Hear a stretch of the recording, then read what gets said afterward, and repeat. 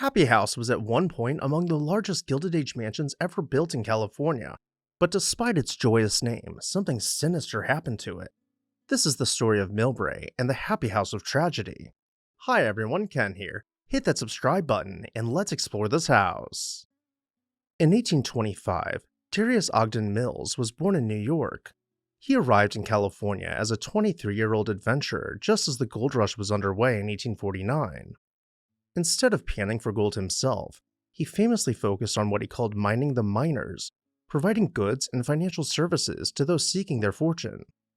According to one account, when the stampede of gold seekers reached Sacramento, there was Darius with a supply of picks and shovels ready to sell.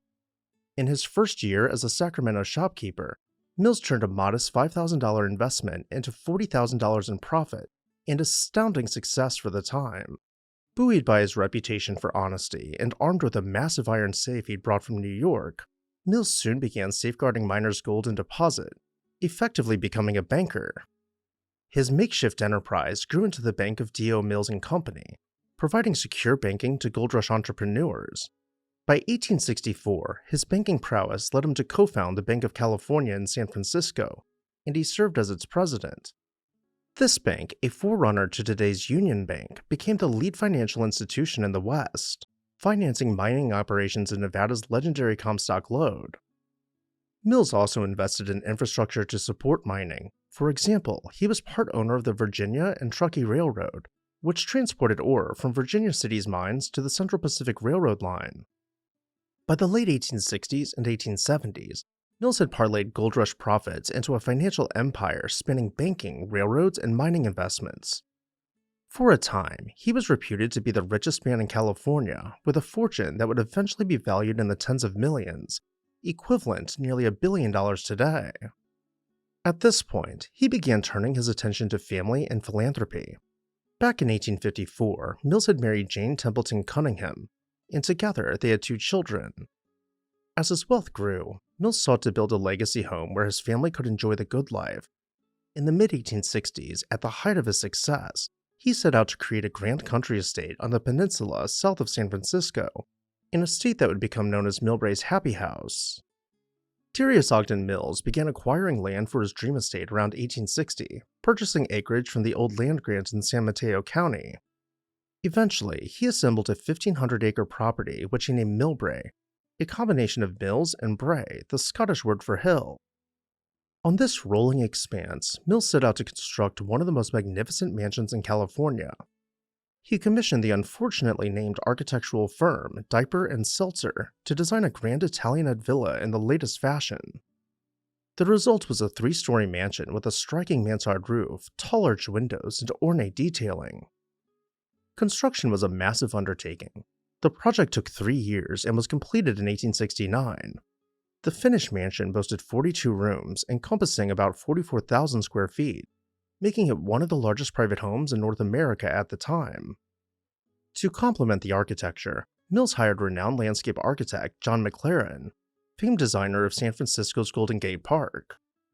McLaren created manicured gardens with exotic plants, winding paths, and conservatories bursting with rare flowers. Of these, there is a substantial glass conservatory attached to the mansion, a popular Victorian-era feature for displaying tropical plants. It housed imported trees, fountains, and exotic flowers, an oasis of green that locals would later recall as a botanical wonderland.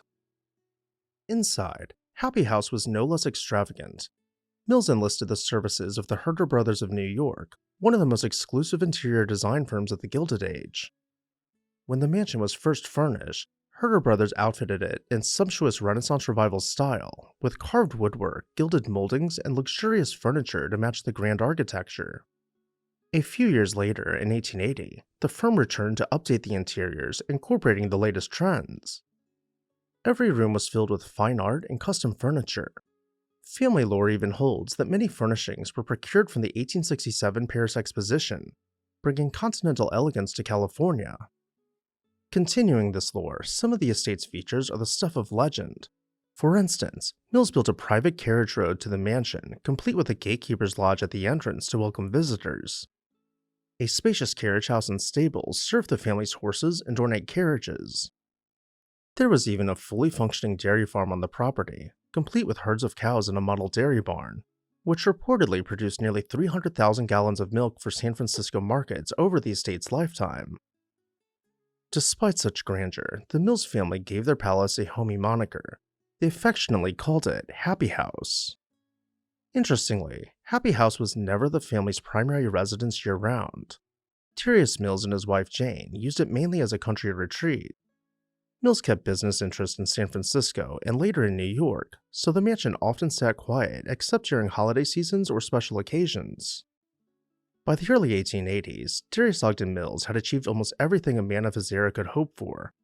Having built the Bank of California and amassed one of the largest fortunes in the West, Mills decided to retire from active business on the West Coast. In 1880, at age 55, he returned to New York to focus on his investments and philanthropic pursuits back east. Settling into the life of a gentleman financier, Mills helped develop notable buildings in Manhattan, such as the Mills Building in the Financial District, and became a patron of institutions like the Metropolitan Museum of Art and Columbia University. In 1910, Mills passed away of heart failure at the age of 84 at his Millbrae mansion with family at his side. As for Happy House, the mansion lived on under the care of his heirs, but times were changing. His daughter Elizabeth and other family members continued to visit the estate during the 1910s and 1920s. However, when Elizabeth Mills Reed passed away in 1931, the family's use of the mansion sharply declined. By the end of the decade, the aging mansion was rarely used and was becoming something of a white elephant. During World War II, Happy House briefly found a new purpose. The estate was lent to the United Seamen's Service to house merchant marine sailors and convalescing servicemen on leave.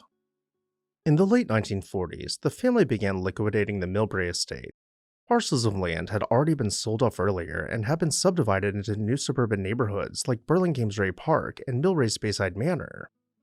In 1953, the bulk of the remaining estate, including the mansion itself, was sold to the Paul W. Truesdale Construction Company, a Los Angeles developer with big plans.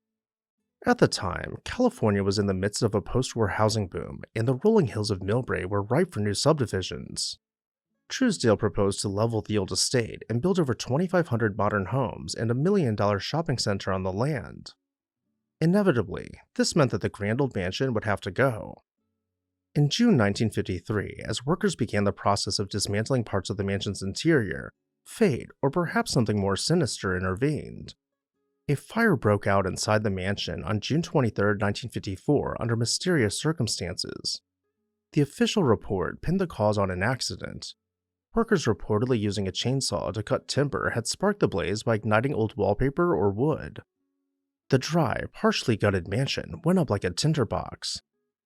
With the estate's telephone lines already disconnected and hydrants too far away, firefighters were slow to get word of the blaze. By the time fire crews arrived, the inferno was completely out of control. In the aftermath, developers moved quickly to erase the last physical traces of the Mills estate. Bulldozers cleaned up the charred ruins and proceeded to grade the hills, wiping any gardens, lakes, and old-growth trees in favor of roads and house lots. Today, little remains of Happy House beyond photographs, a few saved Herter Brothers furnishings auctioned to collectors, and the legacy of the Mills name. And with that, I'll turn it over to you. What did you think about this mansion? Let me know down below in the comments section. And while you're there, make sure you're subscribed so you never miss an exciting episode of This House.